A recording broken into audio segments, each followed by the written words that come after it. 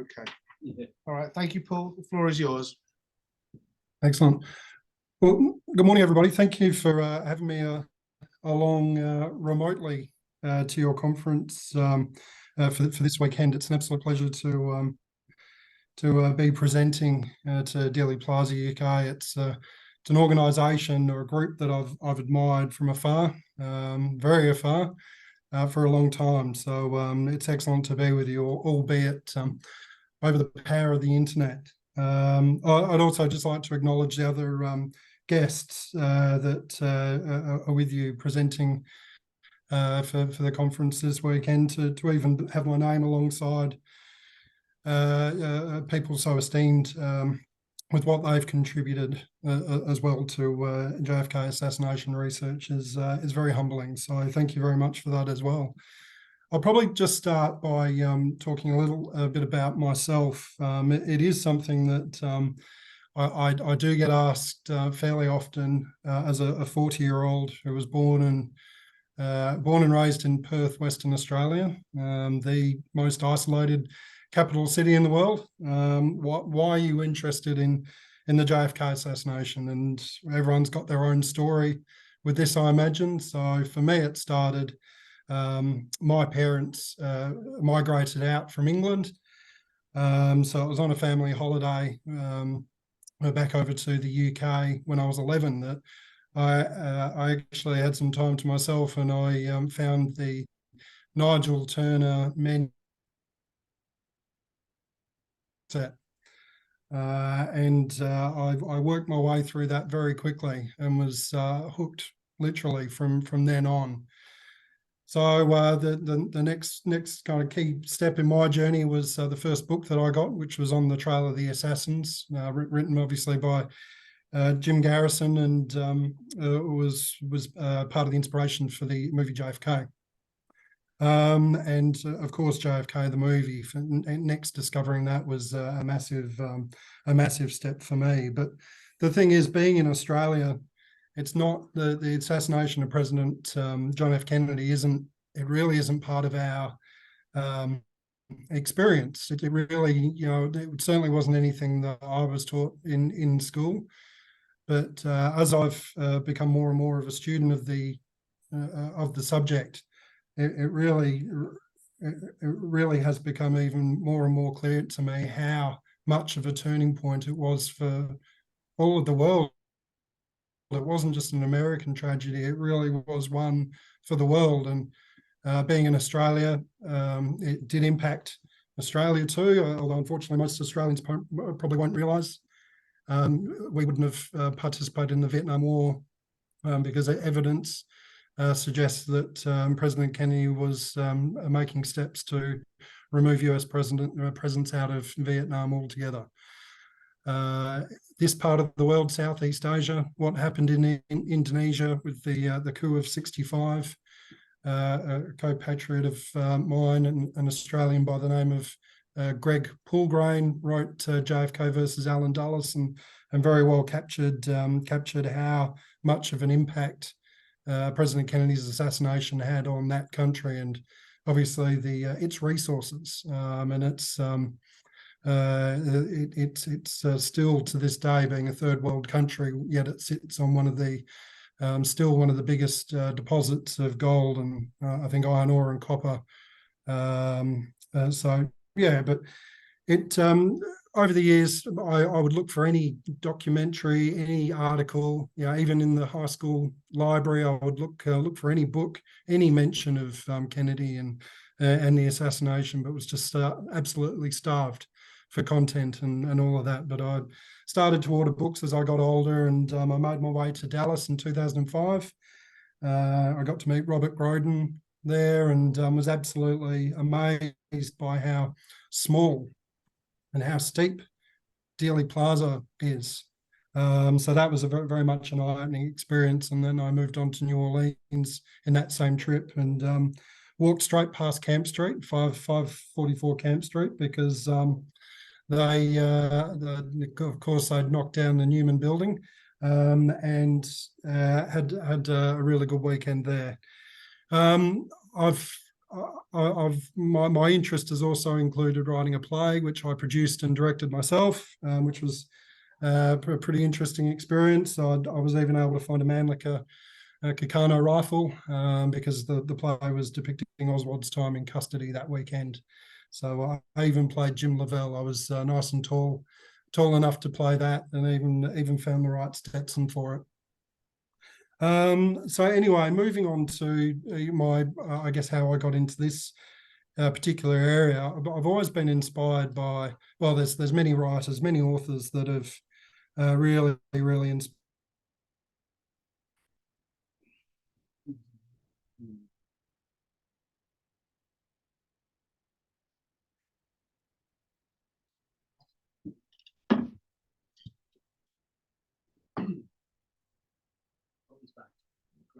Sorry, I think we might have, I might have lost you there. We lost connectivity there. Probably when you get on, I don't know whether this works, but when you get onto the spreadsheet, maybe you should turn your video off, just to. I will. Just I might do that now. Just turn it off. Yeah. Yeah. Okay. Yeah. Okay. Not a problem. Yeah. So sorry, where was I? It was yeah, really. I feel like I've benefited over the years from so many different scholars. James Douglas, D'Eugenio, Jim D'Eugenio, Mark Lane, Anthony Summers, so many. Bill Simpich, David Talbot, Jeff Morley, Dick Russell, Lisa Peace. The list really does go on. But more recently, I've been really inspired and very impressed by the output of people that have other jobs, and but are able to put out such a high caliber of information and research. So Jimmy Cairns, Paul Blow, Bart Camp, to name a few.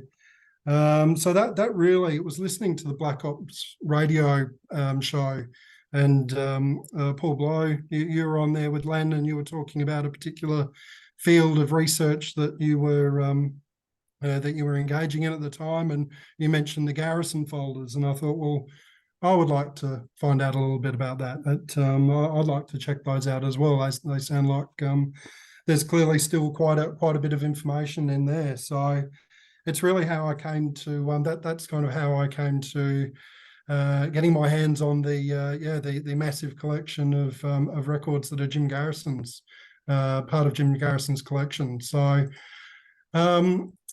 what are they? They're a collection of Garrison's records that span from 1937 to 1991. They consist of 180 folders. So digital folders consisting of PDF documents.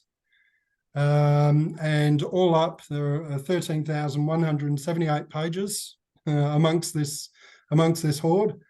And 2 gigabytes in size. So you may have heard Len talk about on Black Op Radio that he sends them by way of cloud over the internet. They're not simply something that you can just email. So the way to get them is through Len Osanic at Black Op Radio, and I'm sure Len won't mind me putting up his email address. It is on his website, but that is how one is able to get their hands on these folders. So they're massive. They cover so many different, they include so many different document types. So copies of inter-office memos, interrogation transcripts, grand jury, court transcripts, newsletters, Penn Jones continuing inquiry, for example, newspaper cuttings and newspaper articles, even letters that Jim Garrison and his office received over that period of time. So organising, it wasn't actually just it became very apparent to me that it really wasn't just the JFK assassination that was covered in these that sat within these folders. They include many topics. So just a bit of a warning, there are rabbit holes that may be entered as you check out these folders, but the RFK assassination, Martin Luther King assassination, the Bilderberg group, George Lincoln Rockwell, Council of Foreign Relations. There's whole book excerpts, even part book excerpts. I learned all about de Lesseps Morrison, who was a mayor of New Orleans. There you go. Carl Oglesby, The Fish is Red. Marguerite Oswald, some background on her and an injury lawsuit that she tried to sue her employer in the late 1950s regarding. Newsletters, Continuing Inquiry, Clandestine America, The Tatler, there's cuttings from all of those. An early version of the JFK movie script, and I gather this is what Jim Garrison had penned before Zachary Sklar and then Oliver Stone came onto the scene. The Watergate, of course, gets a mention in these folders, including, and very interestingly, E. Howard Hunt's wife, Dorothy, in the plane crash that the mysterious plane crash that she died in.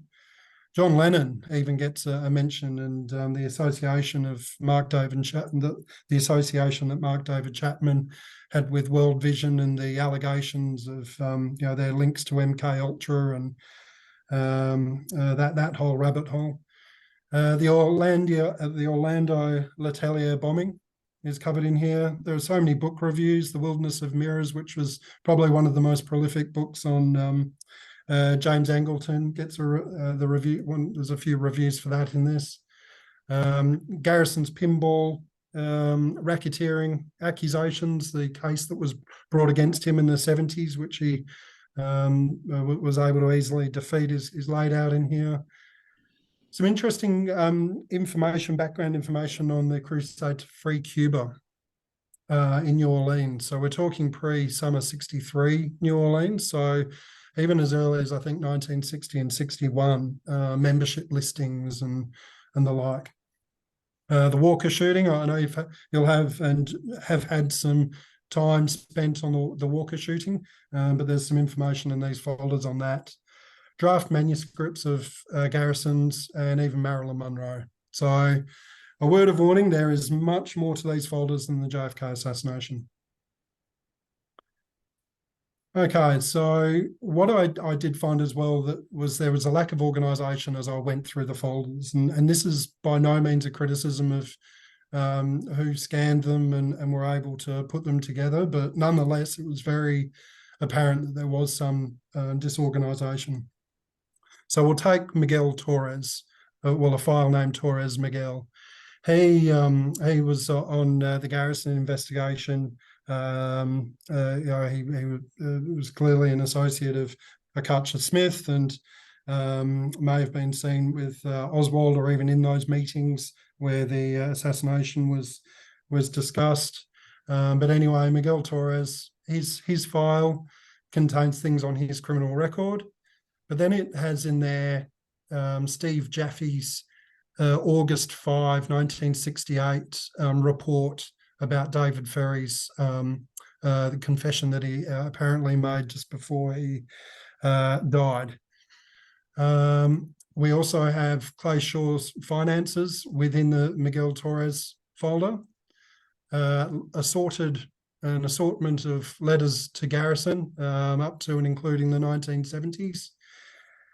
And some fairly random newspaper articles. This one in particular, I gather, is about the Catholic Church and various politics between reverends and cardinals and archbishops and the like. So my point being is that while a folder might be labelled fairly clearly, what was in a lot of them did not relate at all.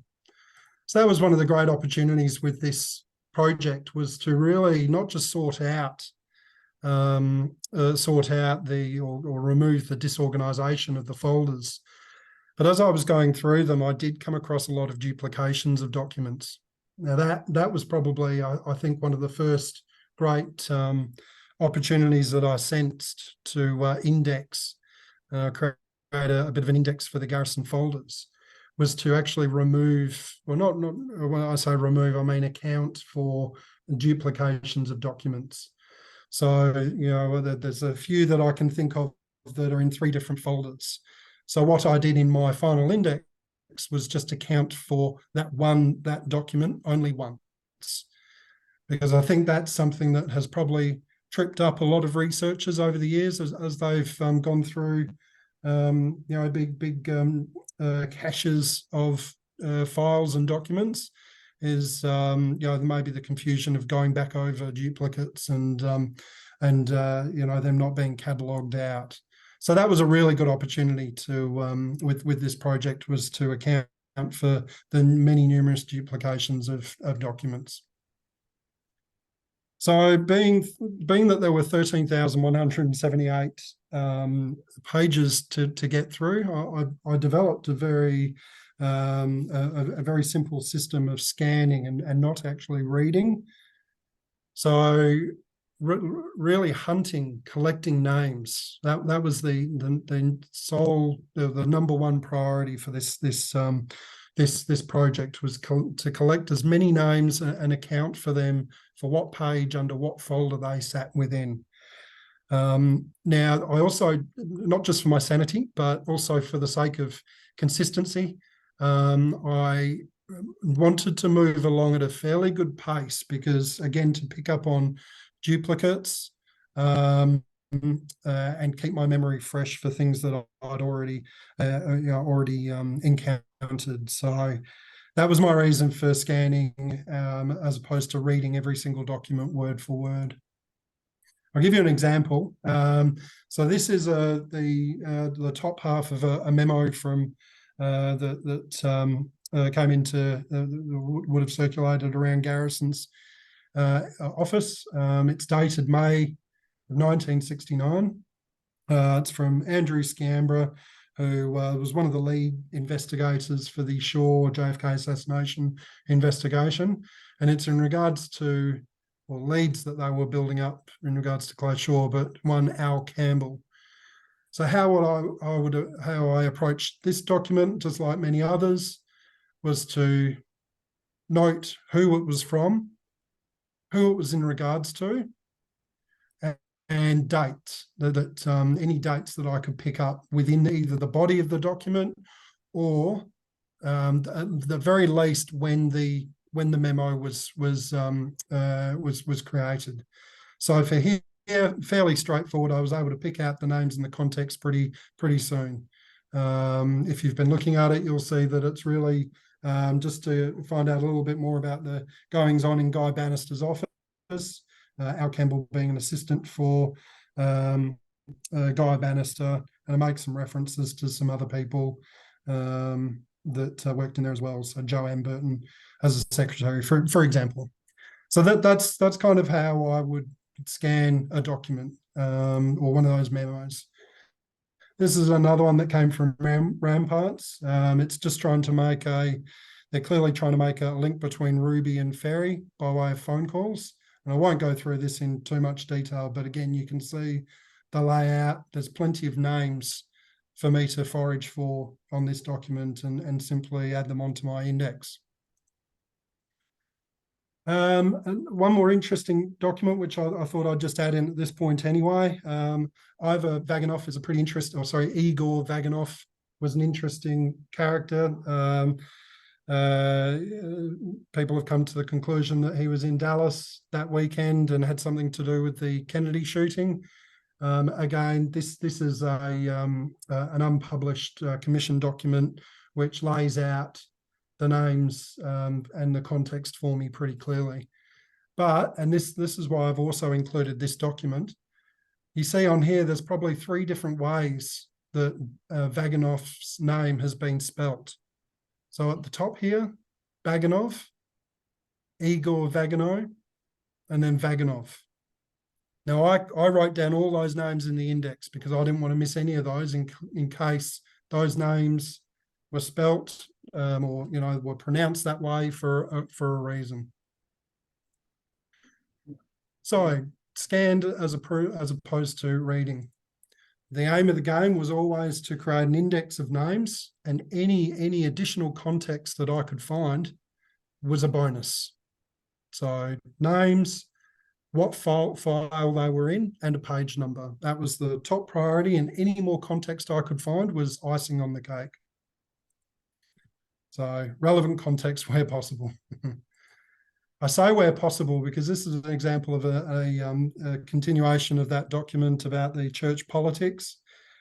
This is just an example of full newspaper spread that was scanned, and obviously so much text in there, so many names. And I'll be honest, I could not glean anything that had anything to do with the JFK assassination in there. But again, it was indexed. It was in there for a reason in the collection of documents.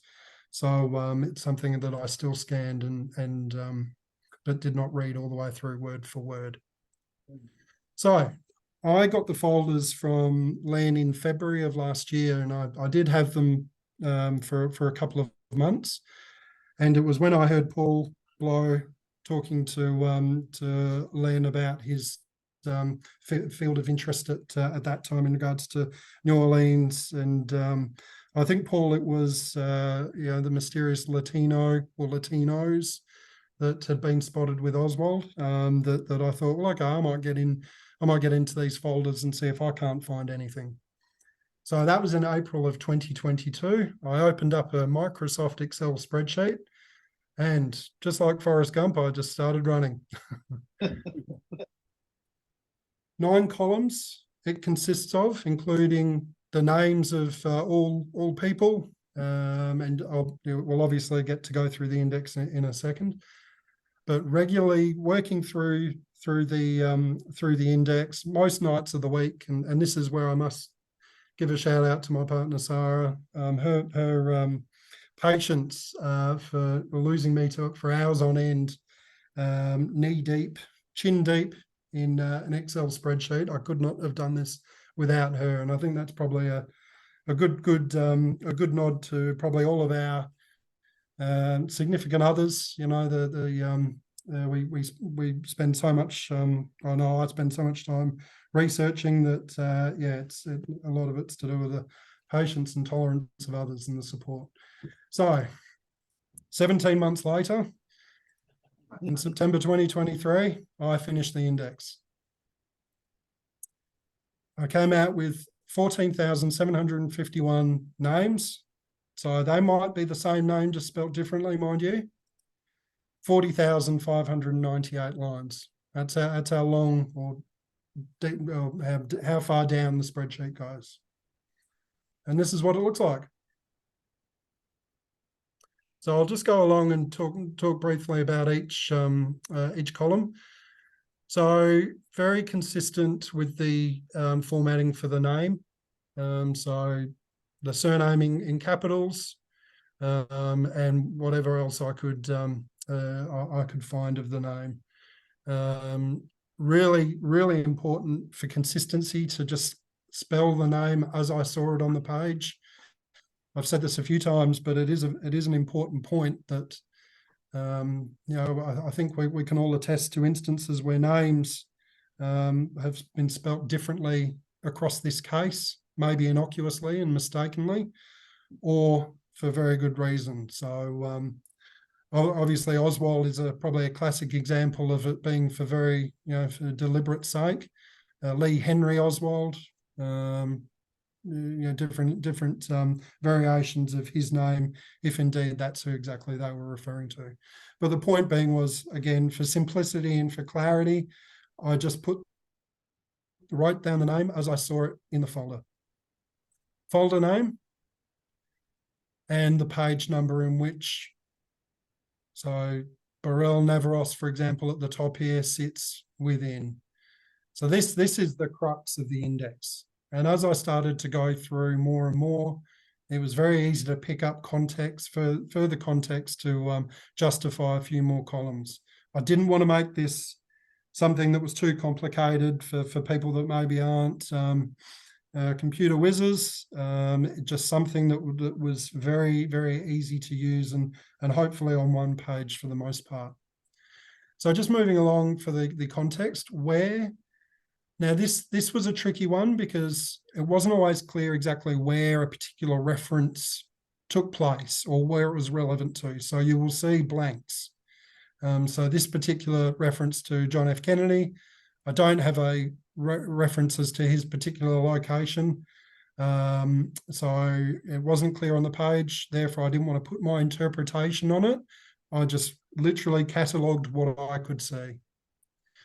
Organisation, title and alias. Okay, we'll use President Kennedy, obviously the POTUS, President of the United States. Organisation, you'll see FBI, CIA, it goes on. The when is probably the trickiest part for me with this, because quite a few documents, and even in the Garrison memos, didn't actually have any reference within the body of text to whatever particular point in time was being written about. But I did want to, and this was after a bit of deliberation with Paul Blow, just capture as much time as possible, even if it's just to record the date of the memo, or specifically when something occurred. So let's talk about these first 4 or 5 rows. Clearly took place in Mexico, and we all know that the issue with Oswald supposedly being in Mexico took place largely over the last few days of September. So it's pretty clear to capture that context in regards to these first 3 or 4 names. General context, this is probably where it could be seen as maybe just giving a very much a high level view of that document and where it sits in the scheme of things. That's all. And this is where we'll be able to jump into a few things a bit later, but you can see, very fairly general in some cases, where we talk about the 22nd of November obviously being Dealey Plaza, Oswald FPCC activity as well. So some fairly high general context given in there, but also quite specific as well. Again, I didn't want to put any of my interpretation into this. I literally just wanted to capture as much as I could see with my own 2 eyes into a very workable and simple spreadsheet. Okay, so maybe just to get the ball rolling, or maybe some things that you as a group might be interested in having a look at the index together. I thought I might share some fairly interesting points that I came up with, and this also is a question which I guess is similar to how long is a piece of string. People have asked me, well, is the answer to who killed Kennedy in these folders? Well, no, I can tell you right now, it's not. It never would be. Why would anything be committed to paper that would be the linchpin for the case that revealed all? That's naive, and we all know that would never be the case. What this was just about creating a magnet for so many different threads, so many different filings of iron, and giving them some order. So for me, I'm not an expert. I'm a very keen student of the JFK assassination, but I'm by no means an expert. So to me, what is interesting, and might be a complete, something new, might not be the case for someone else. That's fine. This tool is for anyone, from novice right the way up to, Paul Blow, Jim D'Eugenio, expert level to use. So, but let me just share a couple of interesting little things which I picked up on. Paul, you and I talked about this with Len in the podcast this week. There is a interesting little link, a reference to a link between George de Mohrenschildt and Clay Shaw. And let me show you what that looks like. This is a document which I don't know who it's from. It's as are so many pages in the folder. It's clearly just been scanned. It doesn't tie on to anything before or after it. It is just sitting there by itself. But nonetheless, it was noted for the lead files to make note that there is potentially a pretty strong link between Clay Shaw and George de Mohrenschildt. And then it goes on to talk about a possible link between Oris Pena and someone Navarez in Dallas. Again, that could be something that maybe turned out to be a dead end lead, or it could be something that maybe not too many people know or have discovered, or therefore gone on to research. Let me come up to the next point. Fred Korth, he was the Secretary of Navy, Secretary for the Navy under President Kennedy. This was something I didn't know, but there is a very strong link between him and Lee Oswald and Oswald's mother. Let me go into that as well. So Fred Korth, Secretary of Navy under John Kennedy. Fascinating thing about Korth was his connections with Lee Harvey Oswald. Korth's name also appeared in Oswald's address book, and Korth acknowledged he had known the Oswald family for many years. He'd represented Edwin Ekdahl, who was Oswald's stepfather, in the divorce against Marguerite Oswald. I mean, how many more coincidences does the JFK assassination need? I don't know if that's a big or small fact, or well known rather, but interesting nonetheless. Let me bring on Lillian Murrett, who in the documents her name is misspelt as Morant, but it turns out that she was in Japan at the same time as Oswald and Richard Nagel. I didn't know that, and maybe this has been substantiated as not being the case. I'm not sure, but these are the little things that these folders are made up of. I mean, what could that mean? Oswald's aunt is in Japan when he happens to be being prepped for whatever, Angleton and naval intelligence and God knows what before he headed off to Russia. I mean, come on, is that just yet another coincidence?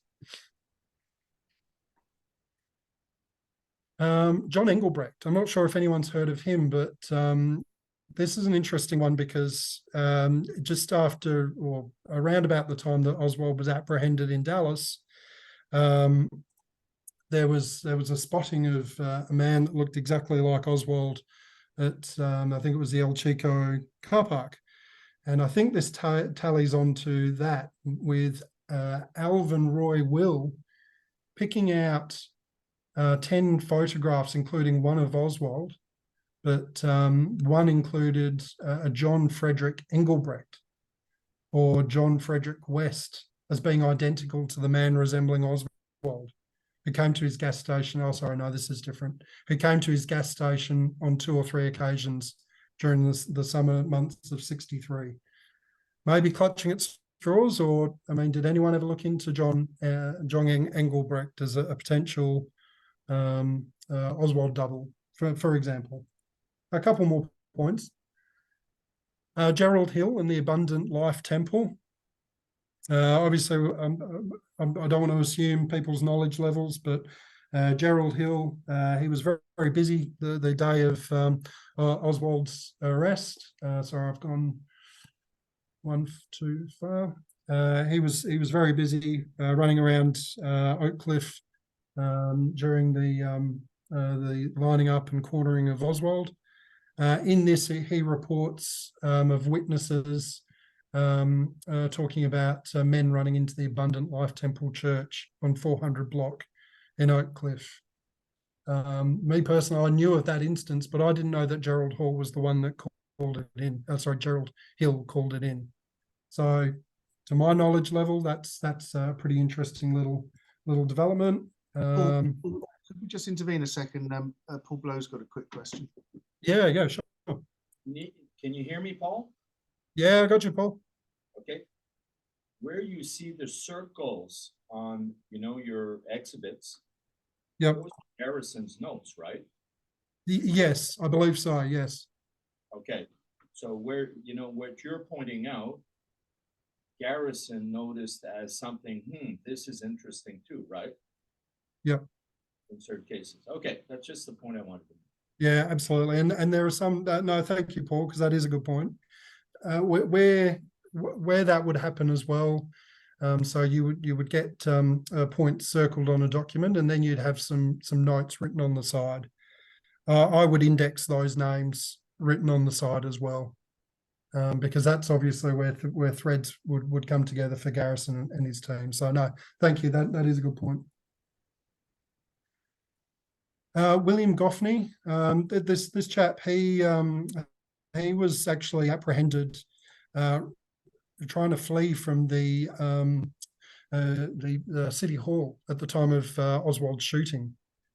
I didn't know about this, but it's here in the report filed by McGagran, who was fairly prolific in the December Dallas Police Department investigation. This person, William Goffney, Gaffney had seemingly had no business being in the building.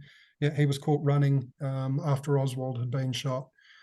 No further investigation. He was questioned but later released. So could be something, could be nothing. Couple more. Kennedy loyalists with Hughes. This was particularly interesting in that in our book, the Yankee and Cowboy War, which is something that I gather was written in the 70s. So now I'm jumping around, sorry. But Robert Mayhew, who was Howard Hughes's offsider, making a play to recruit Kennedy loyalists going back to the presidential campaign for JFK. So we're talking about the likes of Larry O'Brien. Who else? Sorry, I've gone a page down.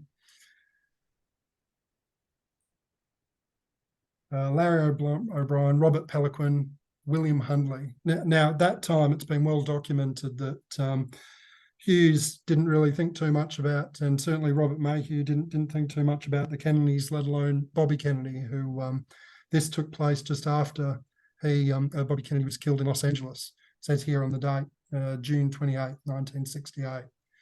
So Kennedy loyalists being scooped up to work for Robert Mayhew / Howard Hughes. Again, a nice little interesting part for a bit for me, and I'll end this part with a little bit of, if possible, a little bit of humour. I'm not sure if you've all heard of it, but I picked up in the index reference to the TV movie that was filmed in the 70s in Dallas, and Jim Lavelle played himself when they were recreating the Oswald shooting. And you'll see here there's reference to the actor who played Oswald, Frederick Forrest, needing to be rushed to hospital because the gun that was used to the actor playing Ruby was used gave him burns. So I mean, you couldn't write that in Hollywood. The actor playing Oswald rushed to Parkland Hospital, or trying to recreate the shooting. And sorry, last little one here. President Carter's motorcade, it turned out, went the same way through Dallas, past the Texas School Book Depository. I never knew that any president had taken that route ever since, but they are a strange little quirk. Hopefully they got the turn onto Stemmons Freeway off Elm Street a little bit smoother. But yeah, so I just wanted to share those points because it really just talks about, or just to highlight some interesting little bits that could mean something, or maybe not mean too much at all. Does anyone have any questions at this stage? Because what I might do is jump into the index itself, and we can have a bit of a closer look if you'd like. Yeah, Paul, just one clarification. When you were going through the disorganization of this stuff at the beginning, if something was misfiled at a high level folder, did you create new folders or did you leave them in the same folders? No. No what? I left them the same as, yeah, and that's a good point too, Neil.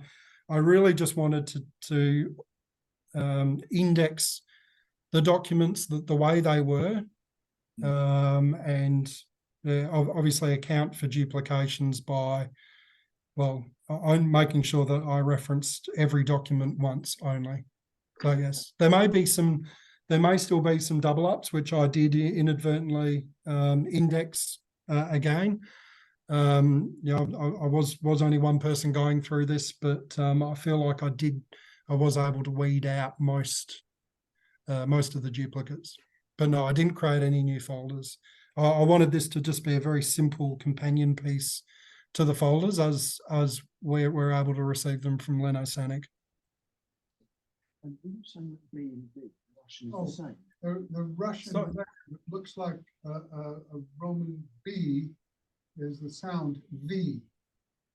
So that might explain why sometimes that name is printed with a B or with a V. Just Yeah. to get- Yeah, good point. Igor Vaganov. Yeah, Yeah. the pronunciation. Yeah, Yeah. and there are so many. That is a good point. There just adds to the many reasons why something may be written down the way it is. Just Could one be other, for a perfectly legitimate reason, or it could be for something a little bit more nefarious. and just one other thing, you mentioned Fred Court. So Your what I might do. your compatriot Greg Parker has done a lot of work on Fred Court. Yeah, Greg Parkey. I've never connected with him, but I'm aware of his a lot of his work. Absolutely, yeah. He's on the East Coast together. He's done a big deep dive into him. So let's have a look at the different filters. I think. So what I might do is just start by creating a filter for let's say Tippett. So now Tippett is another example of being spelt differently. Oops, zipped right past him. Tippett is spelt. There we go.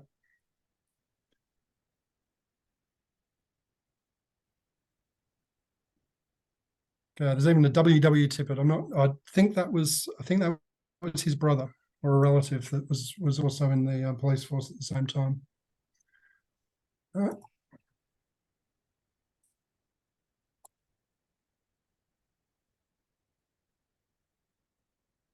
Few Tippetts.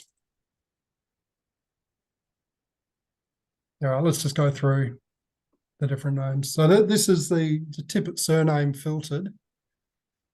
Let me just tidy it up a little bit so we can get to the JDs. So this is how someone can use the spreadsheet, by filtering down a name and then literally seeing where and in what context they're referred to across the folders. So for JD Tippett, there's a few references, well and truly after the fact. So maybe in Garrison's book, for example. But then he's in quite a few folders, for in regards to contemporary police and investigation reports at the time. So please stop me if there's anything that in there that grabs your eye. What does lead file mean? As in leads, investigative. Lead. Yes. Yeah. Okay. Yeah. So let me open that up for you, and we can see it. So this is how they came. So lead file 1A, lead files 1 revised, and this just proves that Garrison never stopped looking. He was adding to his intel even in August of 77. So yeah, that's what they relate to. Probably I don't think the 1, 4, or 3 means it's an order of priority. I think it's just the collection. But yeah, so that's Tippett's name filtered down. So for him, there was only I think about 80 references to Tippett in these across these folders.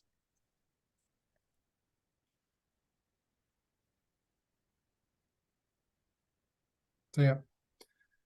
Next person, I think we'll check out Ferry.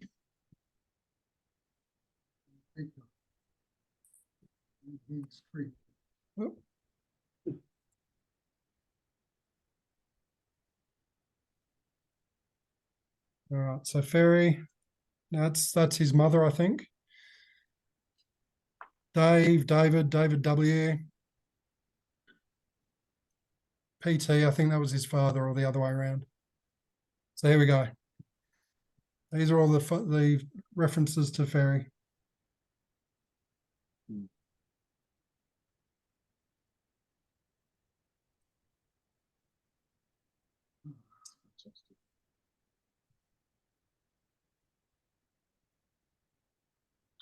Can you search by a location? Could you do something like, say, the Texas Theatre? Yeah. What location? Say the Texas Theatre. Can you be that? No, I didn't get. South? I didn't get down to Those specific addresses in this. This was just literally where in the world. If there was anything, you know, anything to do with something more specific like a location, then it would be in the general context. I don't think I actually, in the whole spreadsheet, I don't, trying to remember if I actually even wrote down anything to do with Texas Theatre. Is that in regards to Ferry or just in general, Neil? No, that would obviously involve Tippett, DPD, you know, witnesses, Johnny Brewer, you know, there's a whole lot of shenanigans that went on there, and I just wondered, if you could go down to the lower levels at all. That was the question. Yeah. So what I'll do, let me jump across to here, because it'll be under anything that I could find would be under Oswald arrest, Dallas or whatever it is. Hang on, let me clear this filter first.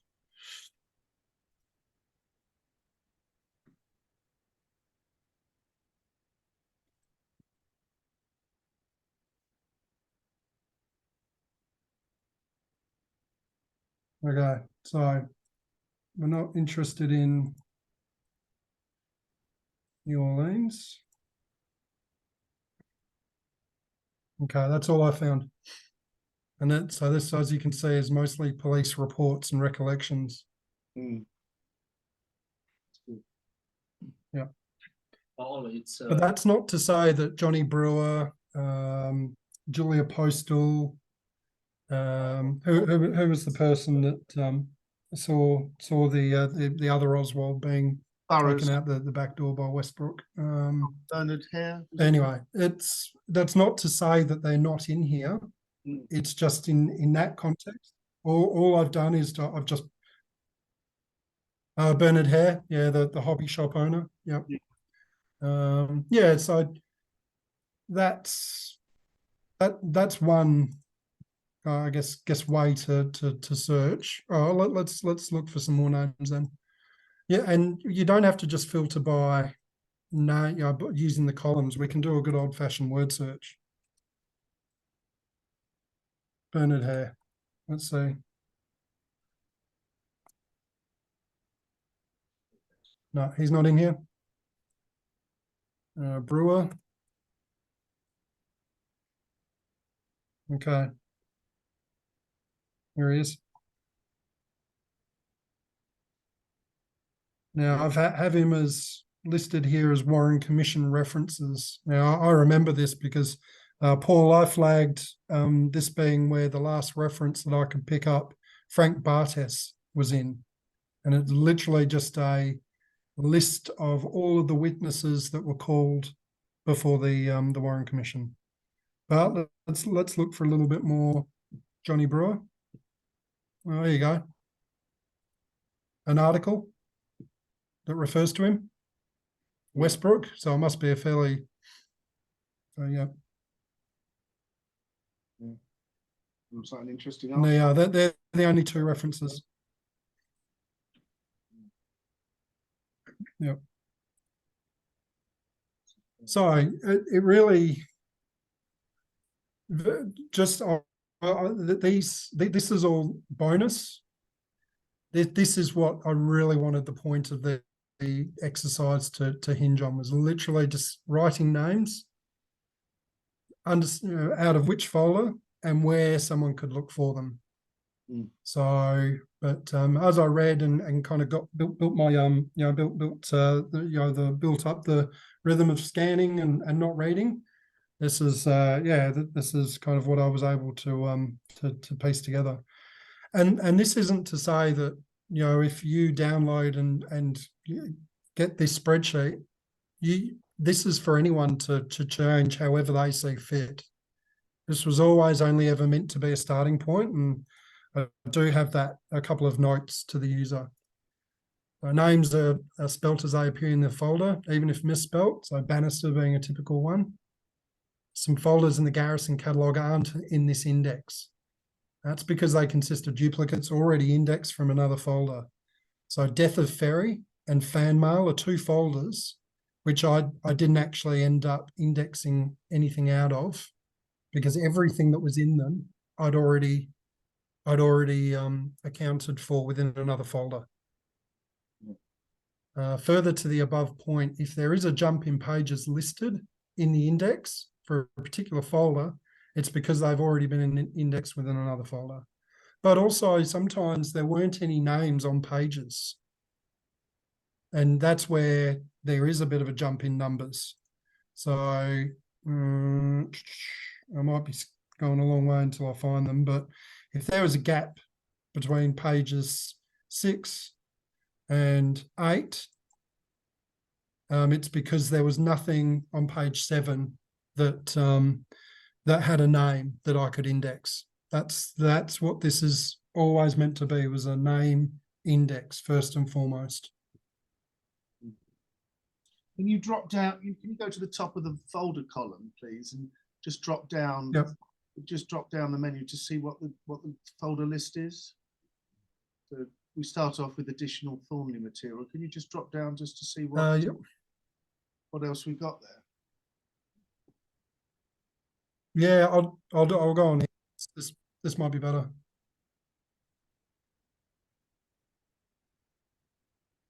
All right. Okay.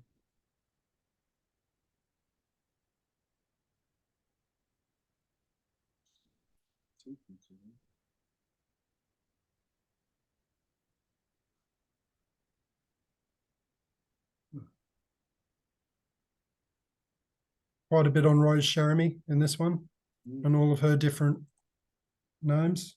Big folder, 145 pages. No duplicates in that, as I can recall. Thomas Beckham. Yeah, Beckham. Bannister even misspelt there.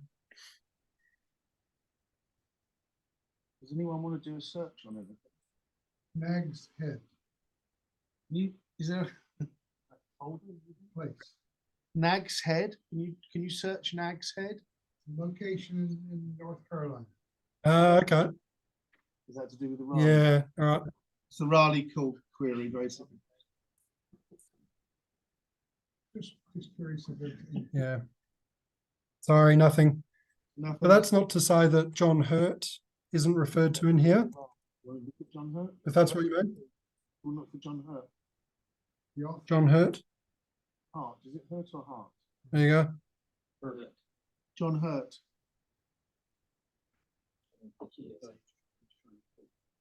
Oh, John Hurt. So that appears in.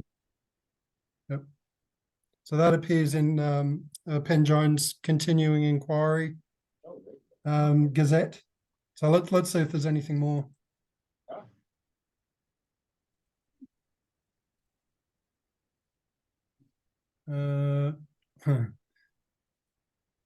General context. All right, let's see what comes up with that, page 71.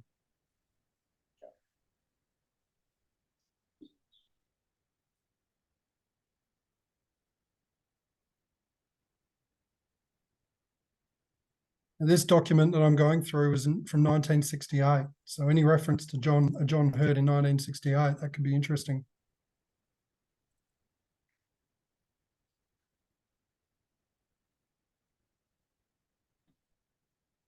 So I'll go to the top and I'll come back down.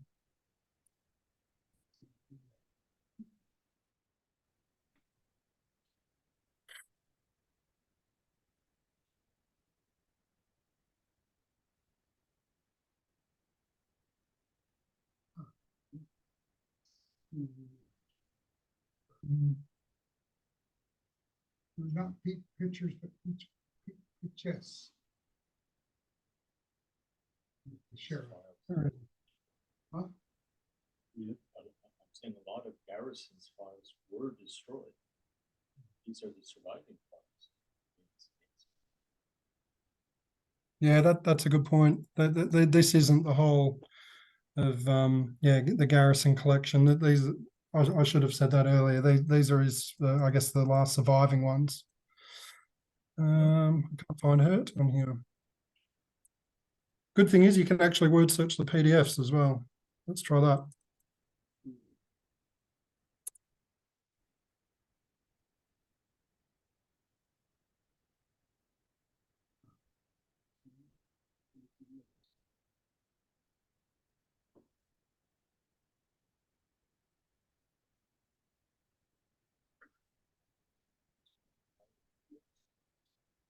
Oh, yeah. In 103. Yeah, That's because he's. I'm on the wrong page. Oh, That would explain it. Hang on, sorry. Yeah, you want a John new Hurt.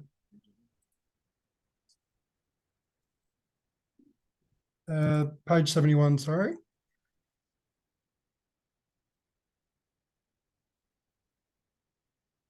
Okay. Sorry, this is still the John Hurt reference. I'm on the right page now.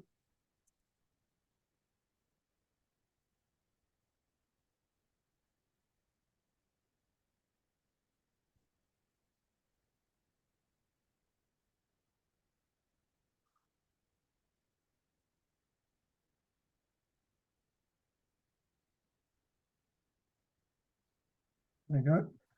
There you go, John Hurt. we're a bit behind. I think we're lagging a bit here. It's there now. So, oh, Yeah. have you ever heard of a man by the name of John? no, I don't think so. Keep going. Scroll down. Scroll down, this is it. Who's Bill in this? Boxley, is it? Yeah, Bill Boxley.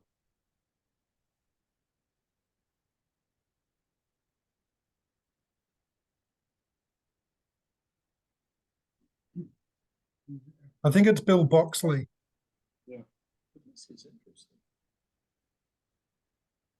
G is who turned out to not be with such honourable intentions.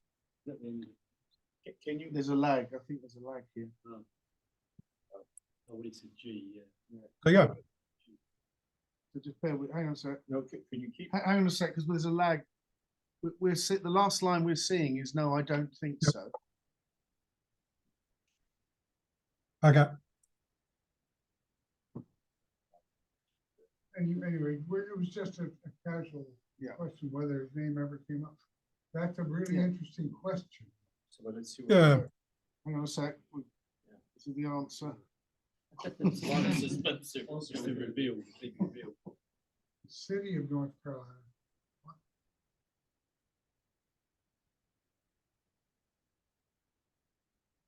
North Carolina told me about Oswald stuff. I think it's confusing the city and the state. It's not a city. No.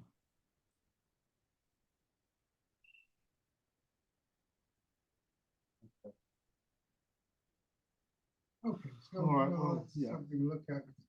Not clear what elements it might have. Yeah. But Just the fact that the name occurs. Yeah. Suggests somebody knew the name and was trying to look for it. all right. Well, we've got a couple of minutes left. Is there anybody else that would like to? Yes, Mike. Yeah, great work, Paul. This is fantastic. Thank you. Question where you said, obviously you've done this great work on the spreadsheet and it's for anybody to use and add to. If people are working on it, researchers are working on it, and they add something, should they send you their version and yours is effectively the master copy? Because you know you can envisage a situation with 30, 40 people working on this all over, and everybody adding. Yeah. Someone's be the gatekeeper of it, I guess.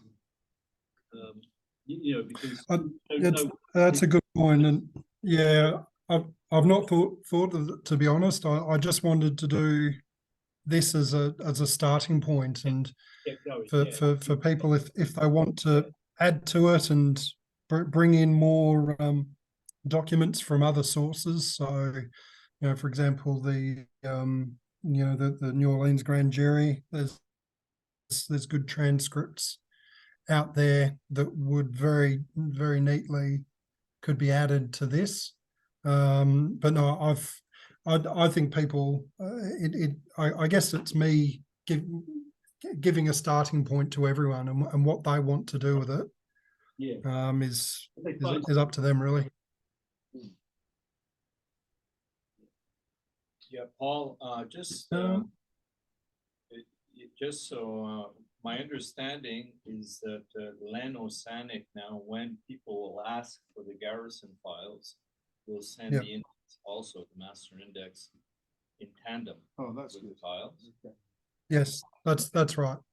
The Yep. second thing is And Kennedy's and King is going to write get an article about this. To spread the word, yeah. And the third thing is that Rex Bradford at Mary Farrell is looking into adding this to the Mary Farrell Foundation. Am I right? oh, great. Yeah, that is right. Yes, yeah. So, and so yes, I don't see why there couldn't be periodical updates where if someone does add a little bit more to this index, then they might want to send it to Len Osanic for it to then be the new version that gets sent out to along with the Garrison folders. I would absolutely not have a problem with that at all. This was just the start. So because like I said at the beginning, I've been the beneficiary of too much of other people's hard work. I wanted to contribute and I wanted to do my share, and this is a way of doing that. So if it keeps going by as sorry, the first gentleman asked, keeps being updated, and the master itself keeps being updated, then that would be great to have sent out with Len, updated and sent to Len periodically for him to then make that the new version that goes out with the folders, for sure. Yep. This is another thing, because correct me if I'm wrong. I remember when I was trying to do a word search in the Garrison files, Yep. and I couldn't. Now that you have scanned everything, right? I'm seeing that you can do Yep. a word search and get all, where it pops up anywhere, so is the scan for? I think it does. Yeah. I think it depends on the quality of the scan, Paul, because if I bring up this, which is a report from scanned document from 63, and we try and do a bit of a word search on this, I don't know how well it will pick up anything on this, with this, not such clear text. I think it really does depend on the quality. But let's say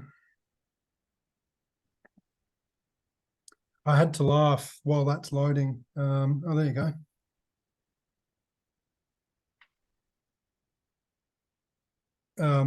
Bart Camp was talking with Len on Black Op Radio a couple of weeks ago, and Bart said that AI, artificial intelligence, will be able to help with this. And one day, yes, perhaps, but the amount of squinting and reading and kind of zooming in and sitting back, I had to do. There was nothing artificial about that, I can tell you.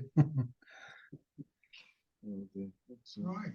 All right. Well, There you go. can I just ask one thing? Is your Sorry.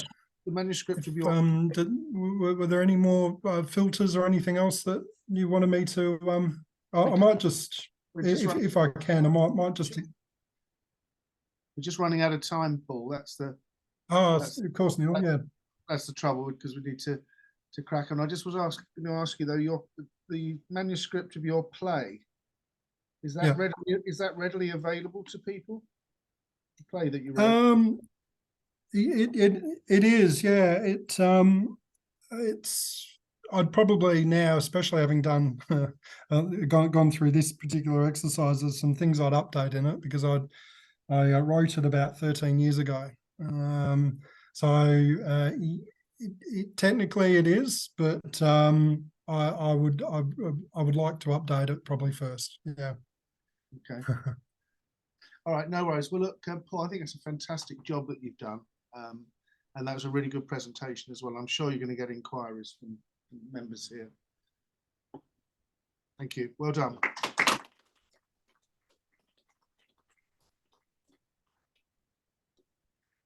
Okay, Yeah. so Look, it was a Karen. thank you. Yeah, no worries. So we'll definitely be in touch, and I really appreciate. If anyone visits Perth, Australia, please, you've got my email address. Reach out. It'd be good to catch up and talk. Absolutely. All right, take care, Paul. All the best. Yeah, Thank you very much. Bye. At least Perth's a bit closer on the west. See you. Yeah.